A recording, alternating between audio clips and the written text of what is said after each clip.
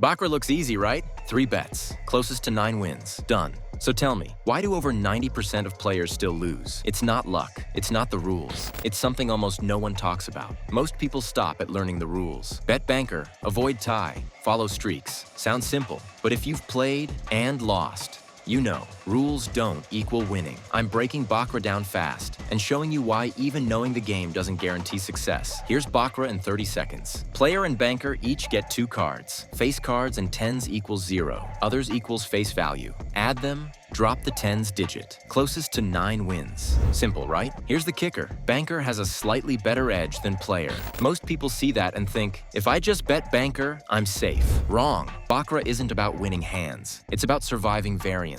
You can bet correctly and still lose 5 or 6 times in a row. Patterns, streaks, roadmaps, they don't control the cards. They just structure decisions. The real trap? Your own behavior. Players chase losses, double up on streaks, abandon discipline. That's how the house wins, even when you think you're smart. Here's the truth nobody says. You don't lose because Baccarat is complicated. You lose because you lose control. The more simple the game feels, the more dangerous it is. Confidence without discipline equals disaster. Baccarat punishes impatience, not ignorance. One bad bet isn't the problem. It's what comes next. Takeaway. Baccarat is simple to learn, but brutal to master. Remember this, it doesn't reward prediction. It rewards control. Control your bets. Control your sessions. Control when you stop. If this video finally made Baccarat click for you, hit subscribe. No fake systems here. Just real strategies straight from the tables. And if you want to see why chasing streaks destroys bankrolls, check out my next video. Comment below if this changed how you see the game. I'll read everyone.